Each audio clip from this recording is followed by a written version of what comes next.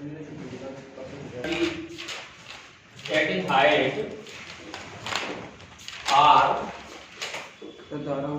what is the potential energy at a height r from the surface of earth? पृथ्वी की सतह से at a height r from the surface of earth, पृथ्वी की सतह से r ऊंचाई पर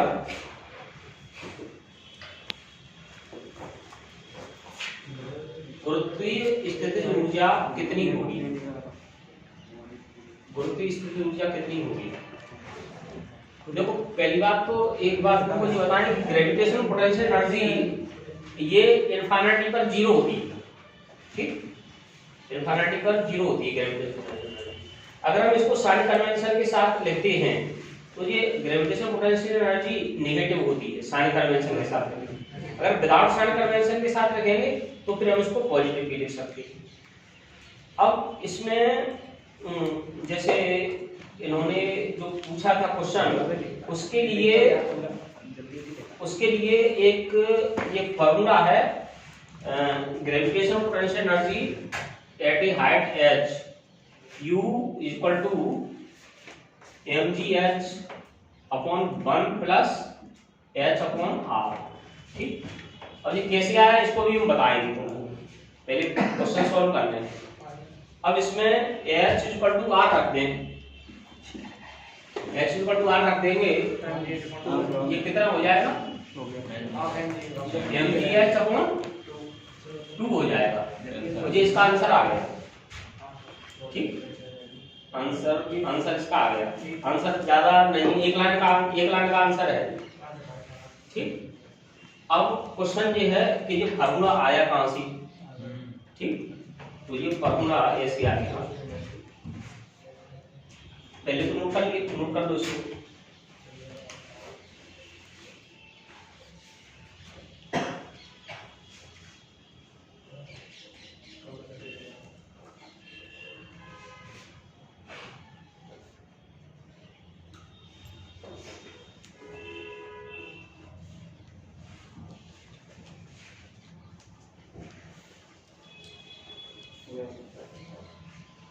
देखो ये एक पोटेंशियल एनर्जी का फार्मूला, जैसे बहुत ज्यादा हाइट के लिए हमने 11वीं क्लास वालों को ये दो फार्मूले कराए थे, एक तो कम हाइट के लिए और एक ज्यादा हाइट के लिए कराया है। तो कम हाइट में क्या होता है कि जी को हम कांस्टेंट मान के चलते हैं, और ज्यादा हाइट में जी की वैल्यू कांस्टेंट नहीं रह पाती है। जी की वैल्यू जैसे ऊंचाई तक जाती है तो कम होती जाती है। तो उस समय ये फार्मूला लगाते हैं, work done W is equal to delta U and it is given by GMM 1/R1 minus 1/R2। जैसे R1 से R2 तक ले जा रहे हैं। अब इसमें R1 हाइट अर्थ की सरफेस ले लें, R ले लें, क्योंकि सेंटर से डिस्टेंस अर्थ की रेडियस के बराबर होती है सर, और h हाइट पर ले जा रहे हैं तो R2 इक्वल टू ले लें R प्लस h ले लें। तो ये वैल्यू रख करके हम इसको सॉल्व करें, इस वैल्यू को रख करके सॉल्व करेंगे तो ये W इक्वल टू आएगा GMM 1/R 1/R plus h। ये GMM और R into R plus H, R plus H minus R से R कैंसिल हो जाएगा, और ये होगा GMM H अपॉन, इसमें से R स्क्वायर कॉमन ले लो तो 1 प्लस H अपॉन R बचेगा, ठीक? और GM अपॉन R स्क्वायर भी G के बराबर होता है। G इक्वल टू ये रिलेशन होता है G equal to GM upon R square. ये वर्क डन कितना हो गया? वर्क डन हो गया GM ऊपर हो जाएगा GM अपॉन R स्क्वायर की जगह G रख देंगे तो इसको लिख लेंगे MGH अपॉन 1 प्लस H/R। और जो वर्क डन करते हैं वो किसके बराबर होता है? पोटेंशियल एनर्जी के बराबर होता है। तो पोटेंशियल एनर्जी कितनी हो जाएगी? पोटेंशियल एनर्जी यू हो जाएगी mgh/1 + h/. अब जैसे r हाइट के लिए दिया था, अब मान लो r/2 हाइट के लिए निकालना है तो r/, इसकी r की h की जगह पर r/2 रख देंगे। यस सर, ठीक, और इसको कैलकुलेट कर लेंगे।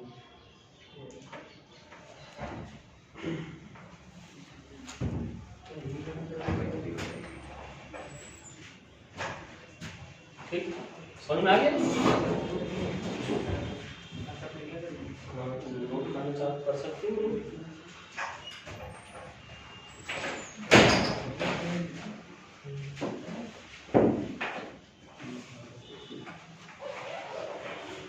ऊपर वाला फॉर्मूला ये फॉर्मूला ये क्या है कि जैसे हम किसी पार्टिकल को r1 से r2 हट कर ले जाते हैं तो वर्क डन के लिए ये फॉर्मूला निकलता है। ये हम 11th वालों को हमने कराया है, और तुम चाहो तो उसको स्टार्टिंग से और भी स्टार्टिंग से करवा दें।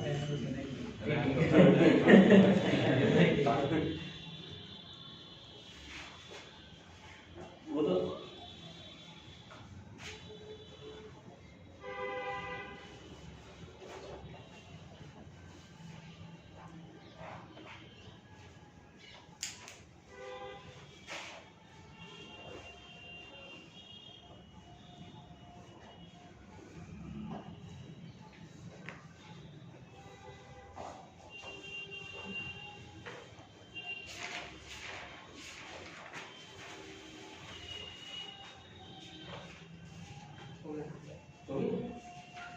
तो अब देखो थोड़ा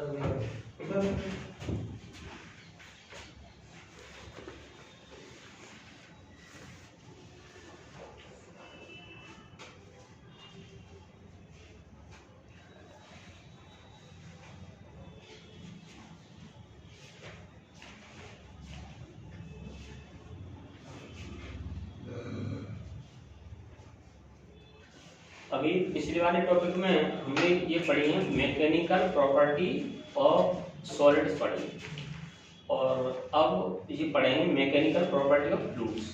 इसमें से निश्चित क्वेश्चन आता है, मैकेनिकल प्रॉपर्टी ऑफ फ्लूइड में से 100% आता है question,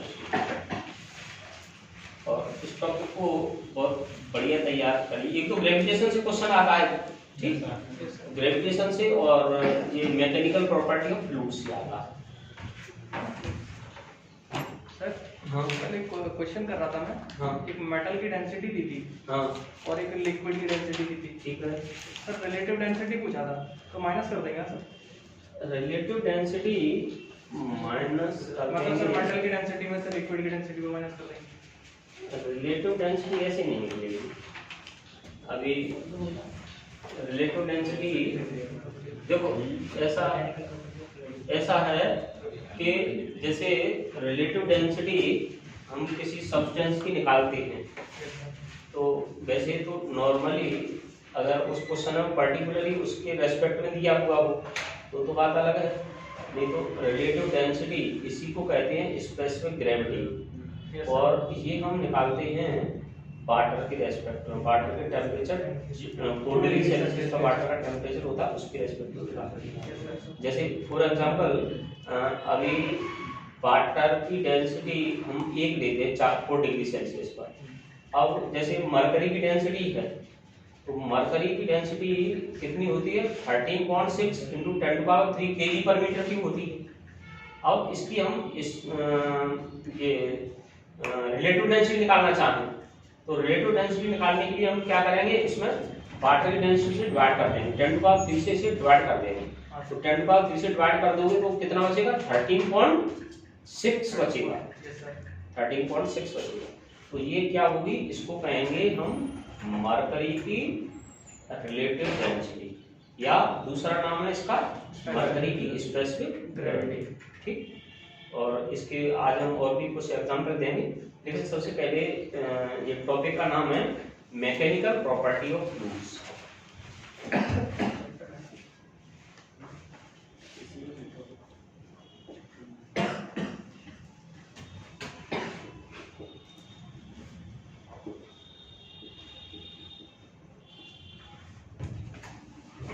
mechanical property of fluids, तरलों के, हाँ नया चैप्टर है, तरलों के यांत्रिक गुण, तरलों के यांत्रिक गुण। और इसमें फर्स्ट हेडिंग डालेंगे फ्लूइड्स, फ्लूइड्स तरल। तरल, तो तरल क्या है? तरल में हम दोनों को शामिल करते हैं, गैस को और लिक्विड को। तो इसकी डेफिनेशन ये, the substance that can be flow are called fluids. ऐसे पदार्थ जो बह सकते हैं उनको फ्लूइड कहते हैं। The substance which are flow are called fluids. ठीक, the substance which are flow called fluids. ऐसे पदार्थ जिनमें बहने का गुण होता है उन्हें तरल कहते हैं। अब ये तरल है, ये दो प्रकार के होते हैं। Fluids are of two types, fluids are of two types. तरल दो प्रकार के होते हैं। पहला है लिक्विड, द्रव, लिक्विड, इसको द्रव कहेंगे। तो द्रव में क्या होता है? द्रव की एक तो प्रॉपर्टी ये होती है कि इनकम्प्रेसिबल होते हैं। इनकम्प्रेसिबल माने दबाने पर दबते नहीं है, एक बात। दूसरी बात ये है कि इनका वॉल्यूम है डेफिनेट होता है। और तीसरी बात इनकी एक फ्री सरफेस होती है। ठीक, फ्री सरफेस किसको कहते हैं? जैसे टब में पानी भर दिया तो टब की जो ऊपर की सरफेस है उसको हम फ्री सरफेस कहेंगे। जैसे तालाब में पानी भरा हुआ है तो तालाब की ऊपर की सरफेस को फ्री सरफेस कहेंगे। तो एक तो इनकम्प्रेसिबल होते हैं, डेफिनेट वॉल्यूम होता है, और एक फ्री सरफेस होती है। ठीक, तो liquid, a liquid is incompressible, a liquid is incompressible, has definite volume and a free surface of its own। द्रव असंपीड होते हैं, असंपीड होते हैं। इनका आयतन निश्चित होता है, आयतन निश्चित होता है, तथा इनमें एक मुक्त सतह होती है। Volume definite volume and A free surface, और एक मुक्त सतह होती है। अब गैस में लिखेंगे गैस। एक गैस इज कंप्रेसिबल, गैस संपीड्य होती है, गैस संपीड्य होती है, and it can occupy, it can occupy all the space available to it। Gas संपीड्य होती है और यह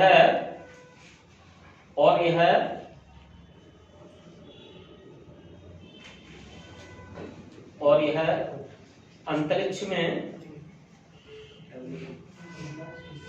सभी स्थान को घेरती है। देखो जैसे अभी एक अपने पास में एक सेंट की शीशी है या एक गैस भरी हुई है, किसी उसमें बोतल में गैस भरी हुई, उसको खोल देंगे हम तो पूरे कमरे में फैल जाएगी, वो पूरे कमरे में फैल जाएगी गैस। ठीक, अब अभी वो बोतल में भरी थी, पूरा कमरा घेर रही है, और उसमें से आधी गैस अगर आधी इसमें है तो आधी दूसरे कमरे में ले जाओ तो उस कमरे में भी वो अपना स्पेस ऑक्युपाई करेगा। लेकिन लिक्विड है, लिक्विड 1 लीटर पानी है तो वो 1 लीटर पानी है तो 1 लीटर ही रहेगा।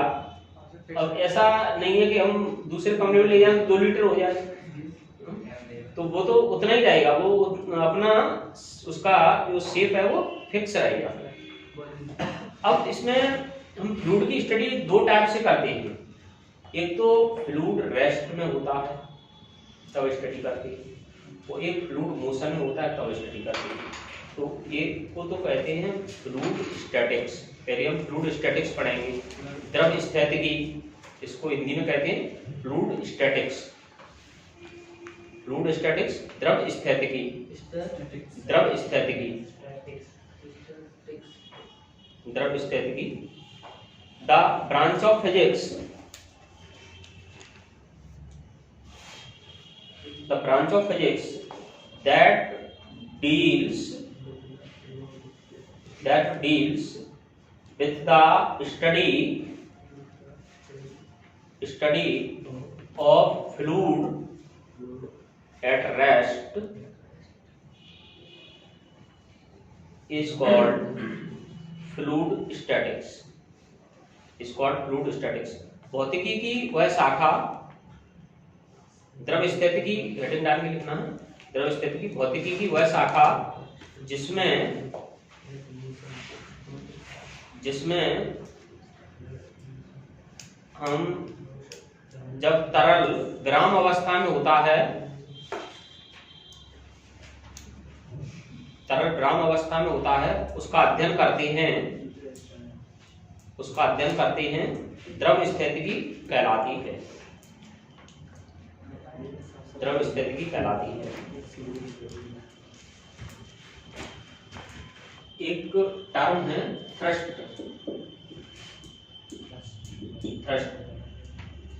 थ्रस्ट का मतलब होता है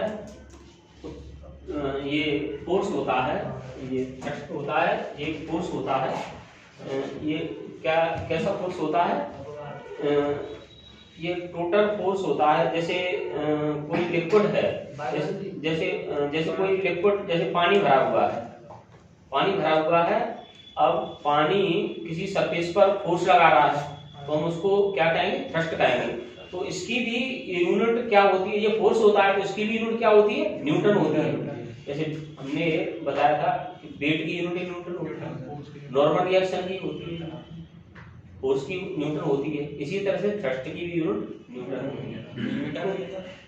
थ्रस्ट को इंग्लिश में कहते हैं उत्थापक बल, उत्थापक बल, thrust.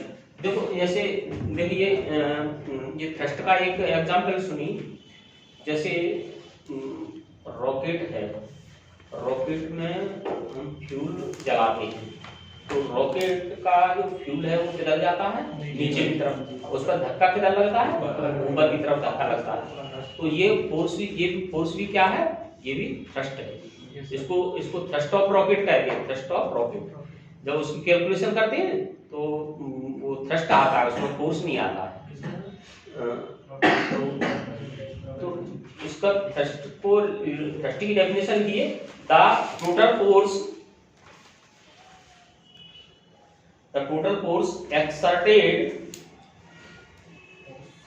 exerted by a liquid on any surface in contact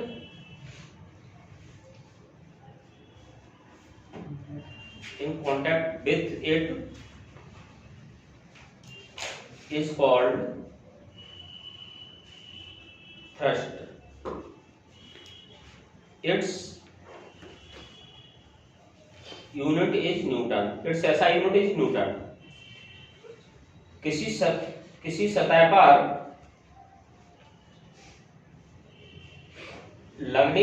द्रव के कारण लगने वाले बल को उत्थापक बल कहते हैं। इसका SI मात्रक न्यूटन है।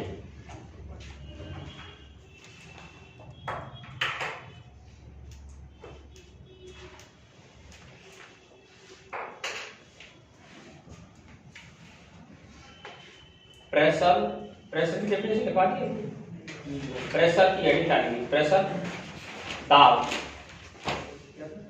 प्रेशर इसको दाब कहते हैं। The pressure at A point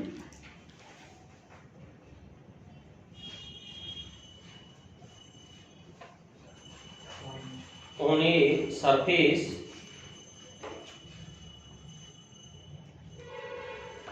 is the thrust acting normally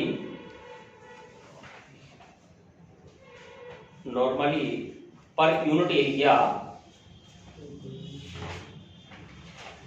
around that point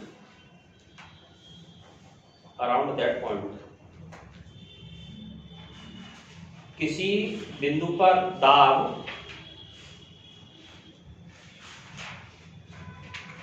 इकाई क्षेत्रफल पर लगने वाला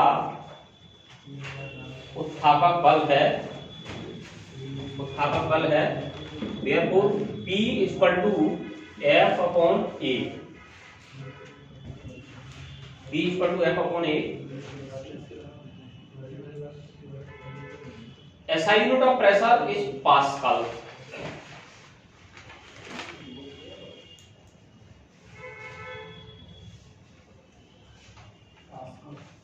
SI unit of pressure is Pascal।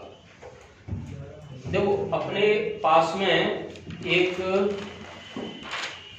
चाकू है और उससे सेब काट रहे हैं। एक चाकू कैसा है, शार्प है, और दूसरा ब्लंट है। शार्प कहते हैं पतला, बहुत पतला शार्प, और ब्लंट कहते हैं खुरदरा। तो शार्प चाकू से हम सेब को आसानी से काट सकते हैं, और ब्लंट वाले से काटने में प्रॉब्लम आती है। और जैसे रेगिस्तान में अगर जैसे तुम दौड़ लगाना चाहो, रेगिस्तान में दौड़ लगाना चाहोगे तो चलने में प्रॉब्लम आती है। जैसे रेगिस्तान में गाय या भैंस चल रही है तो उसको प्रॉब्लम आएगी, लेकिन ऊंट है वो आसानी से चला जाता है रेगिस्तान में। तो ऊंट का वेट भी कम नहीं होता, ऊंट का वेट भी ज़्यादा होता है। तो ऊंट का पैर होता है वो कैसा होता है, बहुत चौड़ा होता है। बहुत चौड़ा पैर होने से वो फोर्स जो प्रेशर है वो कैसा हो जाएगा, कम हो जाएगा। अब अपने हाथ पर ही देख सकते हैं कि प्रेस, इधर से पेन लगाओ, उधर से पेन लगाओ, ठीक है। इधर से पेन लगाएंगे तो थोड़ा सा ही फोर्स लगाने पर अपने दर्द होने लगेगा, और दूसरी तरफ से ऐसे लगाएंगे तो कम दर्द होगा। तो ऊंट का ये ऊंट है रेगिस्तान का, उसे जहाज कहा जाता है, रेगिस्तान का जहाज कहा जाता है ऊंट को।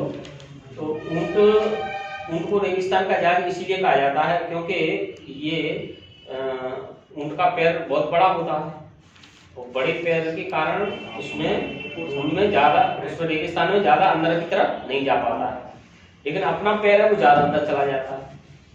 तो अपने को दौड़ने में वहां पर प्रॉब्लम आती है।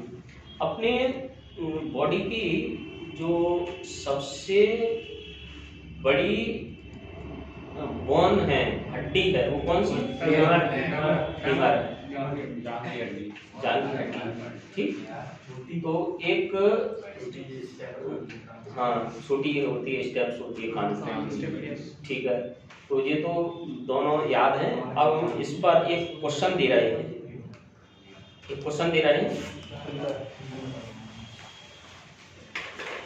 The area of cross section,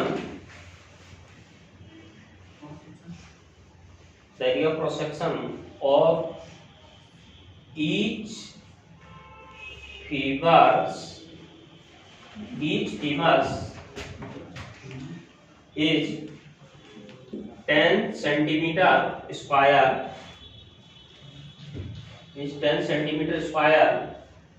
supported the upper part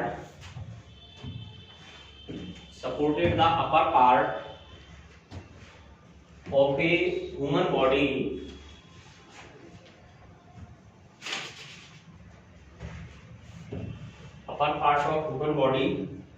of mass 40 kg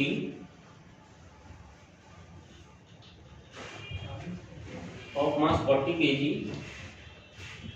take G is equal to 10 meter per second square. Estimate the average pressure sustained by the femurs. Sustained by the femurs. Hindi में लिखिए,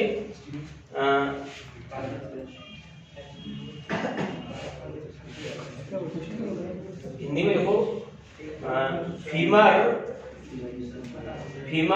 हड्डी का अंतस्काट का क्षेत्रफल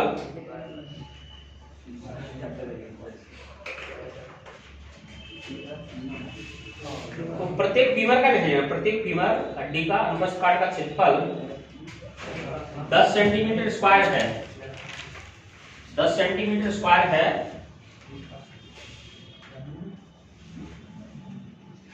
तथा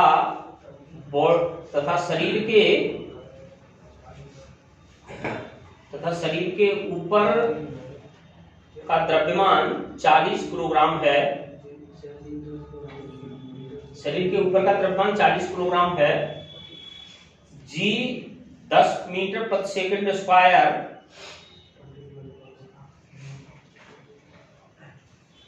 जी 10 metre प्रति second square लेने पर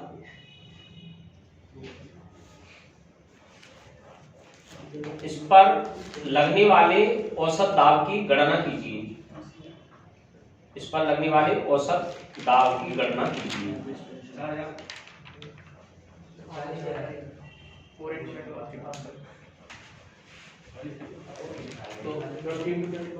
कितना 20 into 10⁴ ठीक है। ये देखो, इसको 2 into 10⁵ लिखेंगे, साइंटिफिक तरीके से 2 into 10⁵ लिखेंगे, ठीक आंसर है।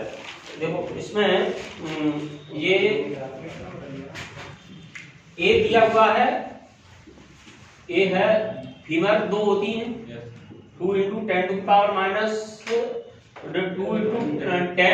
अब ये सेंटीमीटर स्क्वायर में है तो सेंटीमीटर स्क्वायर को मीटर स्क्वायर में कन्वर्ट करोगे तो 10⁻²मीटर, और इसका क्या कर दोगे, स्क्वायर कर दोगे, 10⁻² मीटर का स्क्वायर कर दोगे, तो ये मीटर स्क्वायर में आ गया। और F हो गया कितना, F equal to mg, m 40 है और g 10 है, तो P एवरेज ये आ जाएगा F/A 400/2 into 10 into 10⁻⁴। इसमें से एक जीरो कैंसिल कर दो, फिर 2 को कैंसिल कर दो, ये 20 हो जाएगा, तो 20 into 10⁴। अब इसको साइंटिफिक फॉर्म में कैसे लिखेंगे, 2 into 10⁵ और pascal.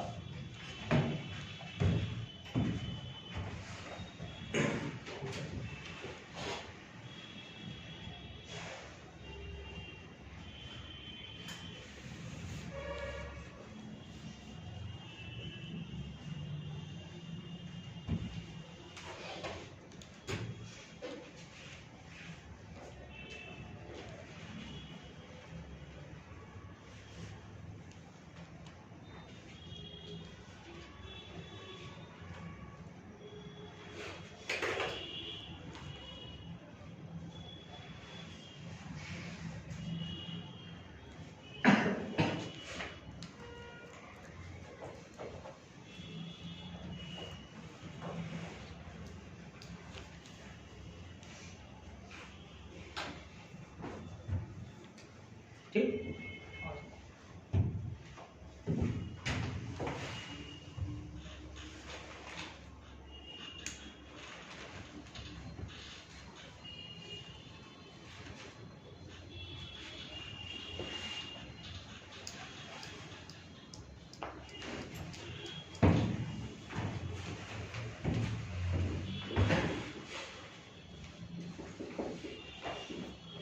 Density the mass per unit volume is called density. The mass per unit volume is called density. घनत्व हिंदी में लिखेंगे घनत्व। किसी वस्तु के इकाई आयतन के द्रव्यमान को घनत्व कहते हैं। Density is a scalar quantity. घनत्व आदेश राशि है। शुरू से बोलना मुझे। किसी वस्तु के इकाई द्रव्यमान के आयतन को घनत्व कहते हैं। D therefore D is equal to m upon v. D is equal to m upon v. Density is a scalar quantity. घनत्व अदिश राशि है। घनत्व अदिश राशि है। Its SI unit is kg per meter cube.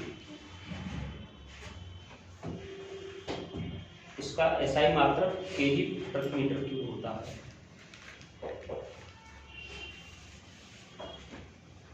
अब इसमें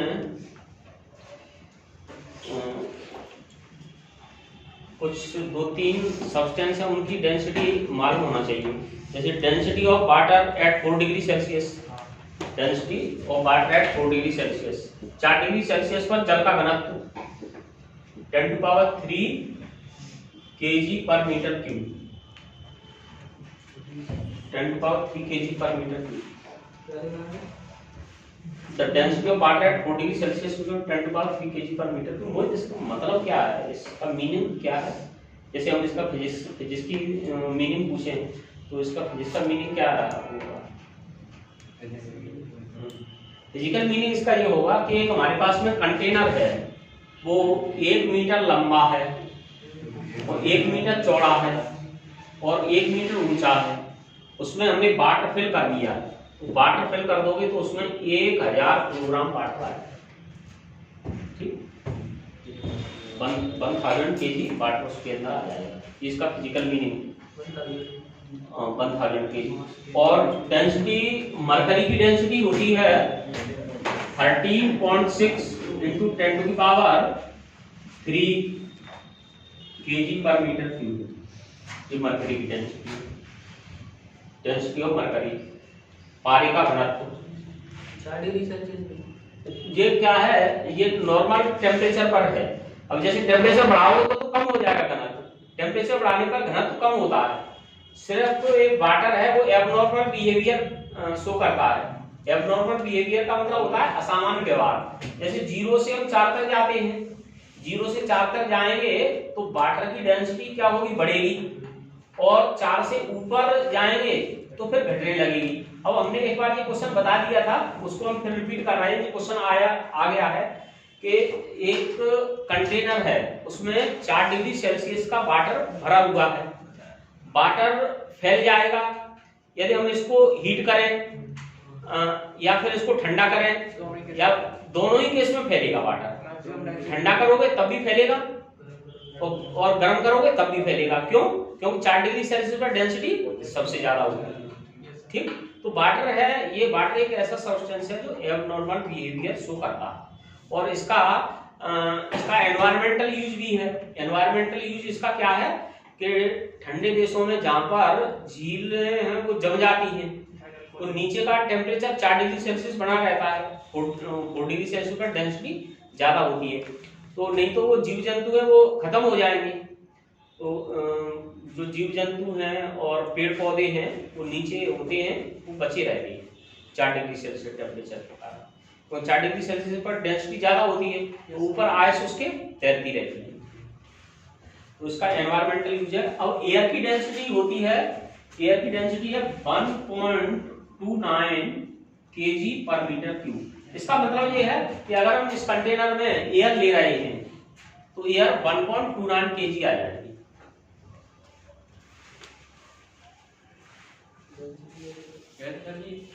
ये वायु का घनत्व होता है। वायु का ये तो पारे का घनत्व हो गया, और वायु का घनत्व कितना हो गया 1.29 किलोग्राम प्रति मीटर क्यूब।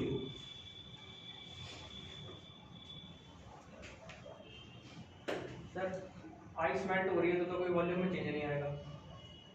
आइस मेल्ट हो रही तो वॉल्यूम में चेंज आएगा क्यों नहीं? बिल्कुल आएगा चेंज। एक ग्लास वॉल्यूम है, देखो ये क्वेश्चन देवेंद्र ने भी किया था।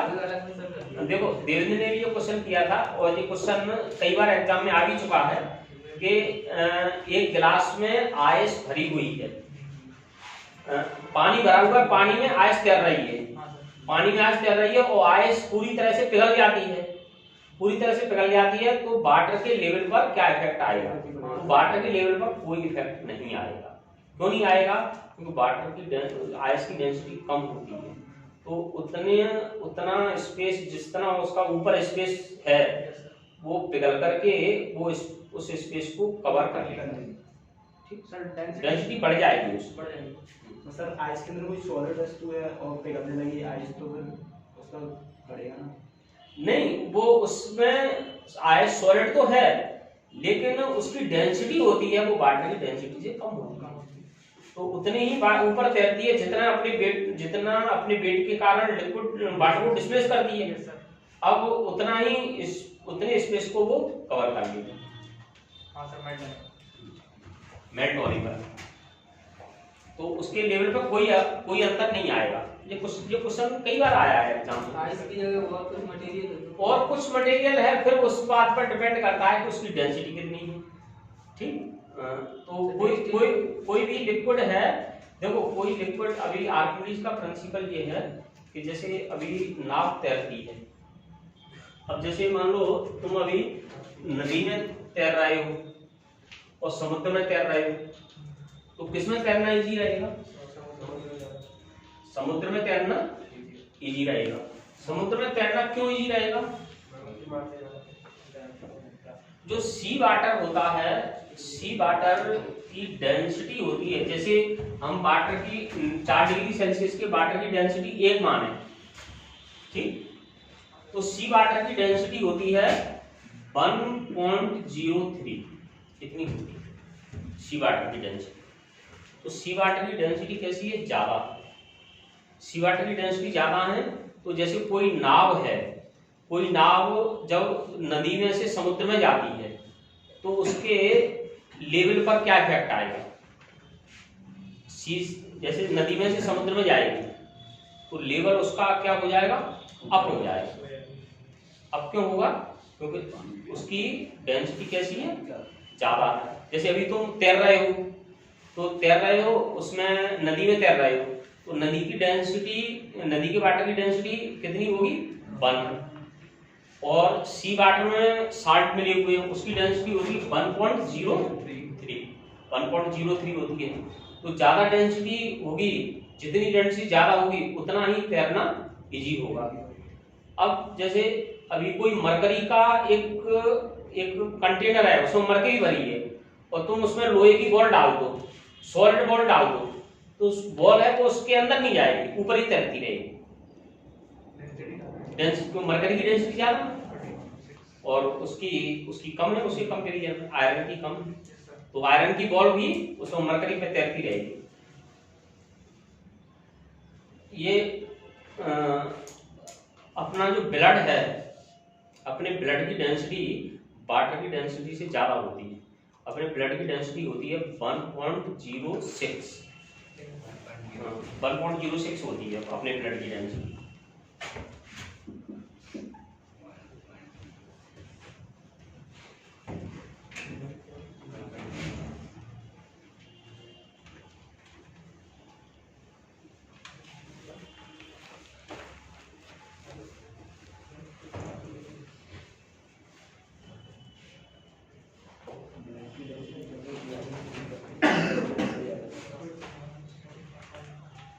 ब्लड की होती है ना डेंसिटी ज्यादा? हाँ, ब्लड की डेंसिटी ज्यादा होती है। ब्लड की ज्यादा होती है।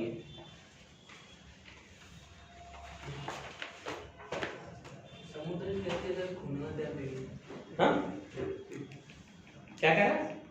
समुद्र से अच्छा घूमना तैर लगी जरा। फिर मरकरी में नहीं तो डूबेंगे नहीं सर, ये अपन नहीं डूबेंगे, मरकरी नहीं डूबेंगे।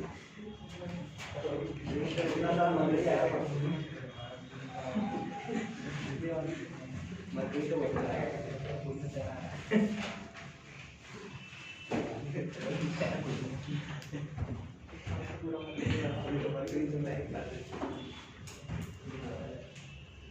देखो ये रिलेटिव डेंसिटी को ही कहते हैं स्पेसिफिक ग्रेविटी, ठीक है।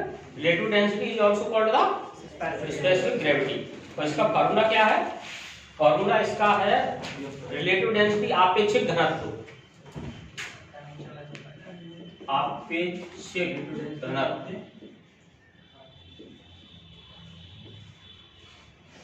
आपेक्षिक घनत्व इसको कहते हैं रिलेटिव डेंसिटी। रिलेटिव डेंसिटी, तो इसकी रिलेटिव डेंसिटी क्या होती है? Density of substance, density of substance dividing by density of water at 4 degree Celsius. तो अब ये डेंसिटी से डेंसिटी की यूनिट से डेंसिटी की यूनिट कैंसिल हो जाएगी। पदार्थ का घनत्व, पदार्थ का घनत्व इसमें डिवाइड कर देंगे 4 डिग्री सेल्सियस वाले जल का घनत्व, 4 डिग्री सेल्सियस वाले जल का घनत्व।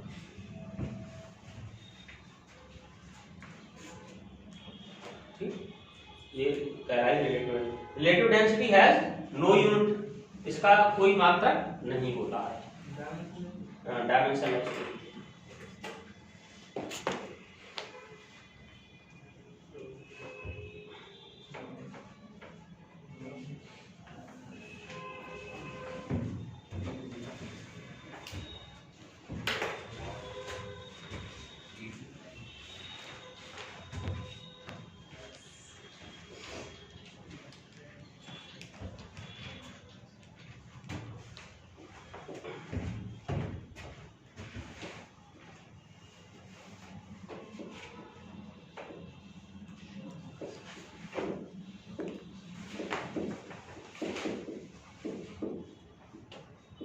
पास्कल्स लॉ, पास्कल का नियम। देखो पास्कल के नियम पर क्वेश्चन कैसे आता है? ज्यादातर क्वेश्चन इस पर ये आता है कि ये हाइड्रोलिक लिफ्ट, हाइड्रोलिक ब्रेक और हाइड्रोलिक प्रेस ये किस प्रिंसिपल पर वर्क करते हैं? तो ये पास्कल लॉ पर वर्क करते हैं। अब लेकिन पास्कल लॉ है क्या? वो पास्कल लॉ बता दें। पास्कल लॉ ये होता है कि जैसे कोई फ्लूइड रेस्ट में है, जैसे ये फ्लूइड रेस्ट में है, तो एक ही हाइट पर, जैसे एक ही हाइट पर हम 2 पॉइंट ले रहे हैं, ये यहाँ पर एक हमने लाइन ड्रॉ की, ए पॉइंट लिया, बी पॉइंट लिया, तो जितना प्रेशर ए पॉइंट पर होगा उतना ही प्रेशर बी पॉइंट पर होगा। सेम हाइट पर प्रेशर सेम होता है, किसी फ्लूइड में सेम हाइट पर प्रेशर सेम होता है। ये पास्कल लॉ। और ये पास्कल लॉ से ज्यादा ये जो हमने बताया था एग्जाम में ये ज्यादा आता है कि हाइड्रोलिक लिफ्ट है, हाइड्रोलिक लिफ्ट जी कार उठाने के काम में आती है, कार धुलाई सेंटर पर। हाइड्रोलिक ब्रेक है और हाइड्रोलिक जी प्रेशर वाली वो ट्रॉली वगैरह आती है। अब देखो ब्रेक है, गाड़ियों में जो ब्रेक लगते हैं, और जैसे ट्रक का ब्रेक है तो ट्रक कितनी स्पीड में जा रहा है, ब्रेक लगा देते हैं, ब्रेक से थोड़ा सा फोर्स लगाती है, तो थोड़े से फोर्स से कितना बड़ा ट्रक रुक जाता है। ठीक, तो ये किस पर वर्क करते हैं? ये वर्क पास्कल लॉ पर करते हैं। तो इसका पास्कल लॉ है the pressure in A fluid, the pressure in A fluid at rest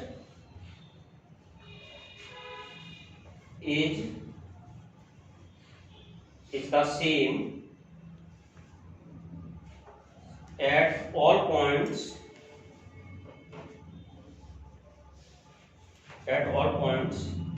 if they are at the same height, if they are at the same height। Hindi में लिखिए, यदि तरल ब्राह्म अवस्था में है, यदि तरल ब्राह्म अवस्था में है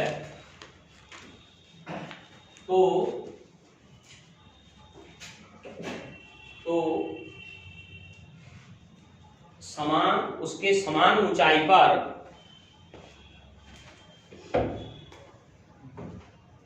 प्रत्येक बिंदु पर दाब समान होता है। प्रत्येक बिंदु पर दाब समान होता है। और इसमें लिखो hydraulic brake, hydraulic lift and hydraulic press are based on Pascal's law,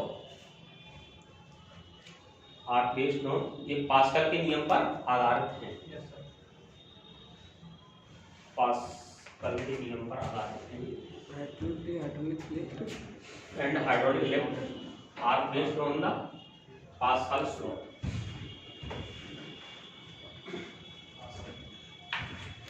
जैसे सपोज कीजिए कि अपने पास में एक हेडिंग डालिए, variation of pressure with depth, दाब पर गहराई का प्रभाव, variation of pressure with depth.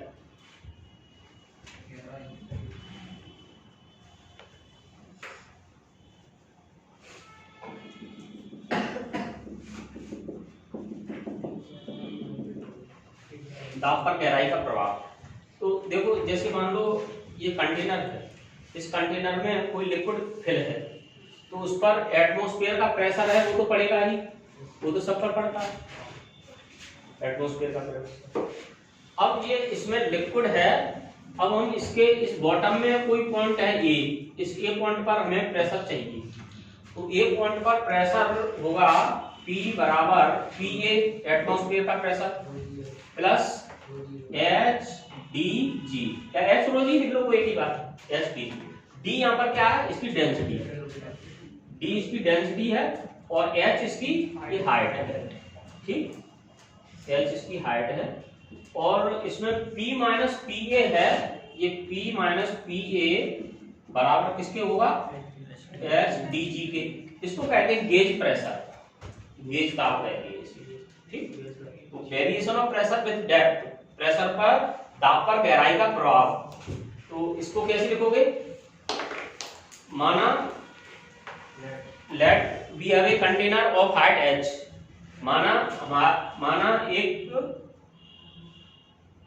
माना एक पात्र जिसकी ऊंचाई h है, उसमें D घनत्व का द्रव भरा हुआ है। It is filled with a liquid of density D,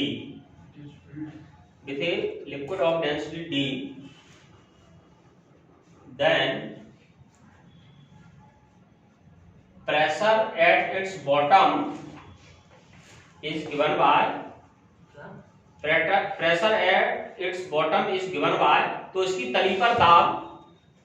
तो इसकी तली पर दाब P बराबर, तो इसका द्रव भरा हुआ है तलिया में आगे, तो इसकी तली पर दाब P बराबर PA प्लस HdG,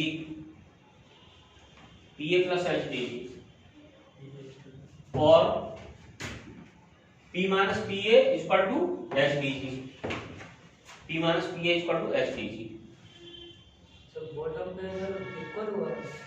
बॉटम पर यहाँ पर बॉटम के जैसे इस पॉइंट पर जितना प्रेशर होगा उतना ही प्रेशर इस पॉइंट पर होगा।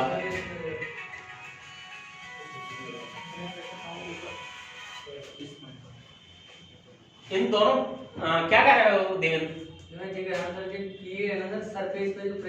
सरफेस पर प्रेशर ये वाला, ये सब जगह बराबर होगा, ये तो एटमॉस्फेयर का प्रेशर है। जैसे एक ही सरफेस एक ही ऊंचाई पर है, तो ये PA है, PA की वैल्यू सब जगह सेम होगी। क्यों, क्योंकि ये तो एटमॉस्फेयर का प्रेशर है, जिसको किसने निकाला था, टॉरिसेली ने। कैसे निकाला था अभी बता रहा हूं। हाइट 0 रख दोगे, जैसे H 0 रख दोगे तो वो किसका प्रेशर आ जाएगा, ये तो हमने बॉटम का प्रेशर बताया है, इसके कंटेनर के बॉटम पर ए पॉइंट है, इस ए पॉइंट का प्रेशर बताया है और इस प्रेशर को कहते हैं gauge pressure. P minus P है, दिस इज कॉल्ड गेज। इसको गेज दाब हिंदी में कहते हैं गेज दाब, गेज प्रेशर। देखो जैसे टायर में हवा भरते हैं अपन, टायर में अपन हवा भरवाते हैं और फिर वो टायर वाला उसको हवा को मेजरमेंट करता है। किससे मेजरमेंट करता है? मैनोमीटर से। मैनोमीटर से मेजरमेंट करता है तो वो किसको मेजरमेंट करता है? P माइनस पीओ को मेजरमेंट करता है। ठीक, P माइनस पीओ को, उसको कहते हैं गेज प्रेशर। ठीक, और अब देखिए ये एटमॉस्फेरिक प्रेशर है,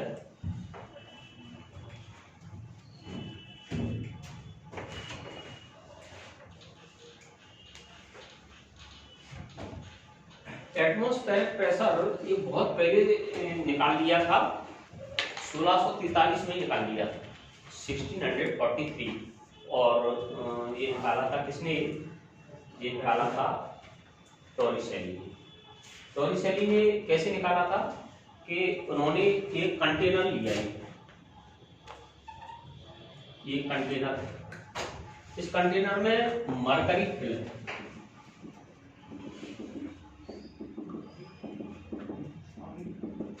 मरकरी इस कंटेनर में फिल है। ठीक, अब हम जैसे एक गिलास, कांच की एक ट्यूब ले रहे हैं, कांच की ट्यूब ले रहे हैं और कांच की ट्यूब है वो अप्रॉक्स 1 मीटर लंबाई की ट्यूब है, इसको हमने उससे भर दिया, किससे? मरकरी से फिल कर दिया। अब इसके ऊपर इसको इन्वर्टेड कर दिया, उल्टा कर दिया, ऐसे उल्टा कर देंगे तो यहाँ पर मरकरी है 76 सेंटीमीटर की हाइट तक, ये इसमें मरकरी फॉल हो जाएगी, 76 सेंटीमीटर की हाइट तक मरकरी फॉल हो जाएगी। इसके बाद मरकरी का फॉल होना रुक जाएगा। अब ये पास्कल लॉ से जितना प्रेशर, ये हम लाइन ड्रॉ कर दें, जितना प्रेशर इस ए पॉइंट पर होना चाहिए उतना ही प्रेशर बी पॉइंट पर होना चाहिए, पास्कल लॉ। अब इसके ऊपर क्या है? इसके ऊपर एयर, इसके ऊपर क्या है? मरकरी। अब मरकरी की हाइट है तो H हाइट का प्रेशर कितना होगा? P equal to H D G. H की वैल्यू रख देंगे 76 सेंटीमीटर है, इसको मीटर में कन्वर्ट कर देंगे तो 100 से डिवाइड कर देंगे। डेंसिटी लिख लेंगे इसकी 13.6 इंटू 10 टू पावर 3 और G लिख लेंगे 9.8। तो P की वैल्यू आएगी 1.013 इंटू 10 टू पावर 5 पास्कल या न्यूटन पर मीटर स्क्वायर। ठीक, इतनी वैल्यू आ जाएगी। ये वैल्यू किसकी है? सीधा वैल्यू ऑफ एटमॉस्फेरिक प्रेशर। ठीक, और इसको किसने निकाला था? टॉरिसेली ने निकाला। ठीक, तो इसको हिंदी में क्या कहेंगे? वायुमंडलीय दाब, और वायुमंडलीय दाब हिंदी में कहेंगे एटमॉस्फेरिक प्रेशर, इंग्लिश में कहेंगे वायुमंडलीय दाब, एटमॉस्फेरिक प्रेशर, एटमॉस्फेरिक प्रेशर, वायुमंडलीय दाब। तो इसकी डेफिनेशन, वायुमंडलीय दाब की डेफिनेशन ये लिखोगे, द प्रेशर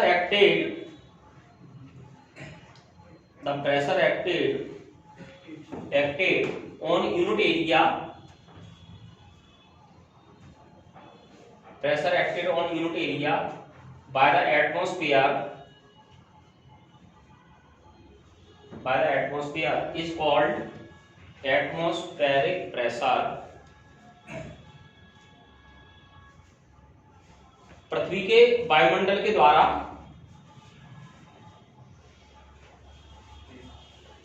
इकाई क्षेत्रफल पर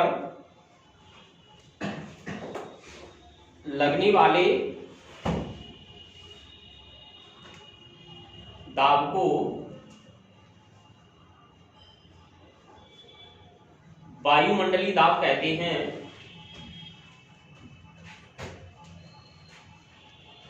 इसका मान